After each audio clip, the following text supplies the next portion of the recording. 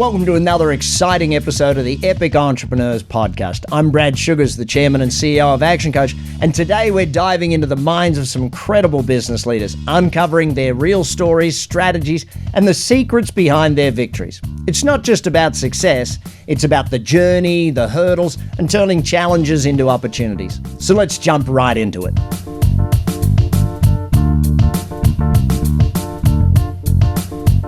Good afternoon, everybody. My name is Coach Andy O'Brien, and welcome to another edition of the Epic Entrepreneur Podcast, where we interview the greatest business owners all over the world. Today, I am with Kristin. Welcome. Hello. Thank you. I'm excited. Excellent, Kristin. Well, tell us a little bit about your business and where you're located. Okay. I'm located in Wichita, Kansas. It's pretty much smack dab in the middle of the country. It's cold here today. My business is a suite concept salon, full service salon. We offer every beauty service and some wellness services under one roof. Everybody has their own independent suite and their own space where they run their own businesses within ours. We have 3 locations in Wichita, and we've just franchised. I love it. This is going to be an exciting interview, people. So if you're in the Midwest, is that considered the Midwest? Yeah, right smack dab in the middle of the Midwest. Yeah, I always joke because I always tell I'm originally from Iowa, and that's like the Midwest, but I'm like, Midwest is kind of the entire center. I think so. I think so, because everybody on the East Coast and the West Coast isn't flying over us. I think they're missing out, but that's not my fault. I agree. Excellent. All right, well, let's just jump in. So how long have you been in business? We opened our first salon in September of 2022. Ooh. Just over 2 years. Well, this is going to be fun. All right. So tell me, what are the top 3 things that made you successful in business? Oh, gosh. So I'm going to say number 1 is responsiveness. I find that in our industry and a lot of industries, and I'm even finding as with myself as a business owner, reaching out to other business owners, responsiveness is key. Just answering, acknowledging the questions, the issues, definitely responsiveness. I would also say organization is key, knowing what you've got going on and where everything stands at the moment, and constant learning. Of course, the way I know you is through my business coach. I do subscribe to weekly coaching. I take advantage of every opportunity I have with my coach, whether it's a leadership training call or a group event, any networking events she sets me up with. So any opportunity to continue to learn and grow is key. I think when we feel like we know it all, we're done. So always more to learn and grow, more room to grow. I love that. That is so powerful. So tell me, I'm going to say being a new business owner, you've already broke through, you've beaten the 2 years, or into your 3rd year. So tell me, how can others follow in your footsteps? What would you say would be their first action step to do? First action step is to learn. Hire someone to help you, a coach, a mentor, someone who will show you everything that you don't know. Because I find as a business owner, I was a hairstylist for 35 years before I went into salon ownership. I know everything about cutting hair, but I don't know everything about business and didn't know much about business. So you have to learn it. So I would definitely say learn all you can, gather information, network, and dream and have your goals and your ideas and keep taking that next step.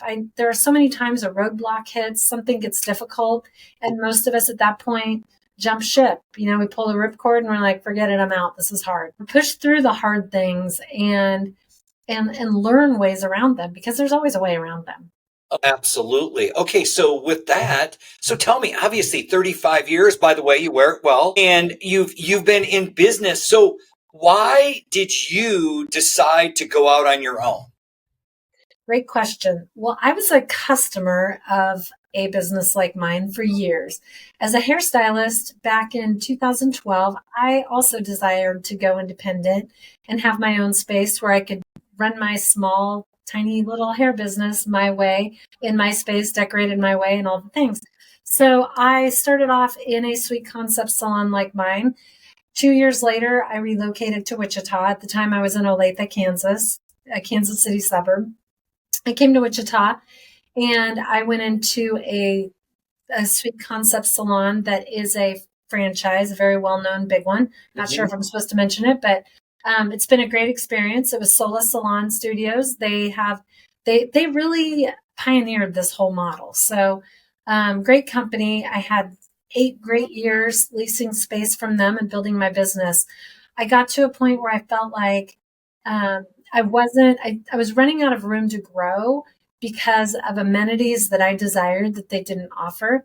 So like a lot of customers, I think we think, you walk into a burger joint or anything and you think, I could do this better. I'd put fewer onions on the burger or whatever. So as a customer of Sola Salon Suites, I was kind of the same way. I thought, wonder if this would work. They should do that. I would do this. So eventually I thought, I'm going for it. I'm just going to do it. And I'm going to build my ideal salon, and I'm going to work in there myself, and I'm going to surround myself with other handpicked people who can lease space from me and increase my income. And it all started there. I honestly didn't have this big vision that I'm going to open 1, I'm going to open 2, I'm going to open 3, I'm going to franchise the company and sell franchise units all over the United States. That was never an initial goal at the very beginning, but it has evolved, and I'm grateful.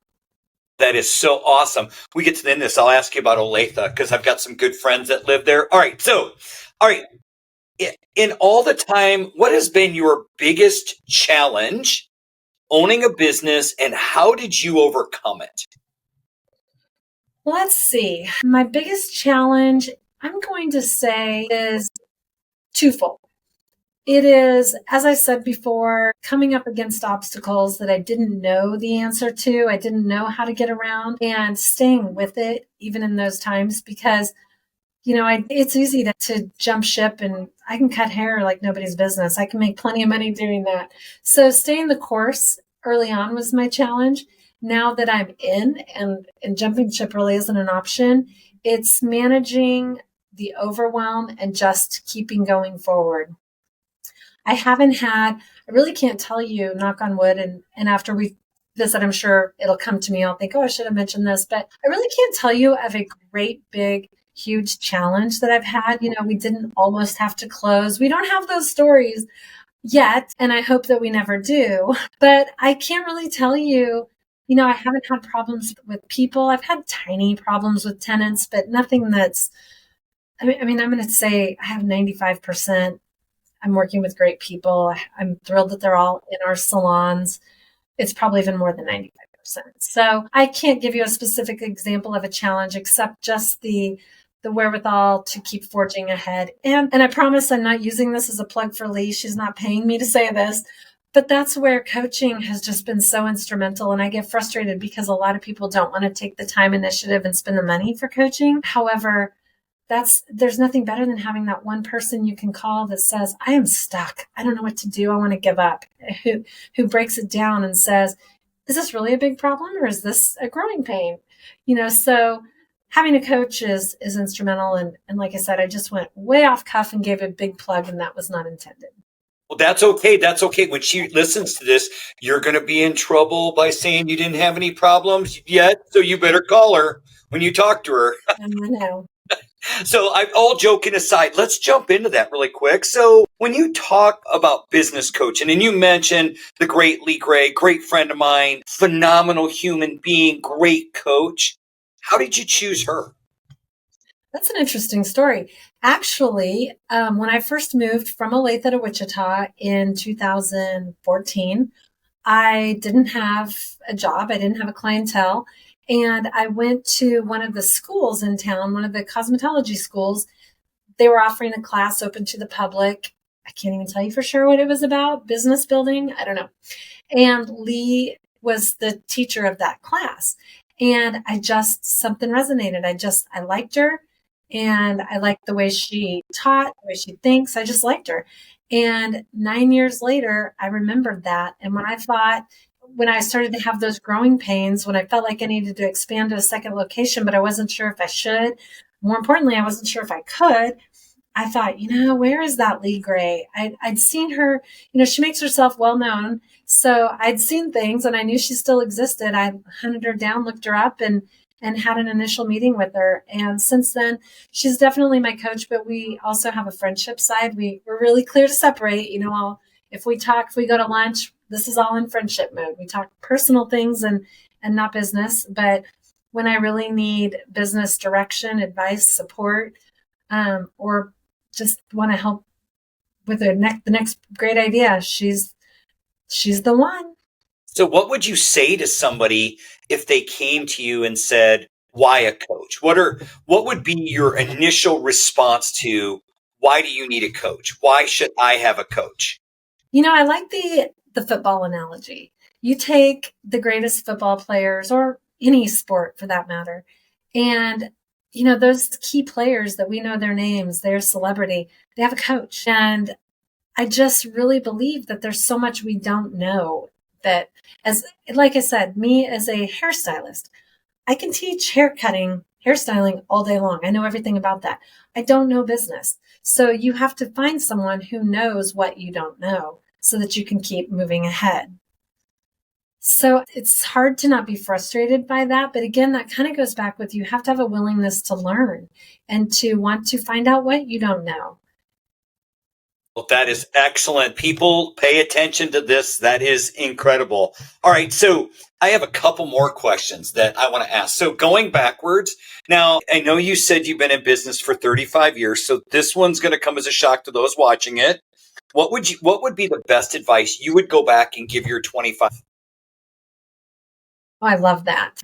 I didn't get these questions ahead of time, so I didn't get to I'm sorry, I went off script. I love it. No, best advice.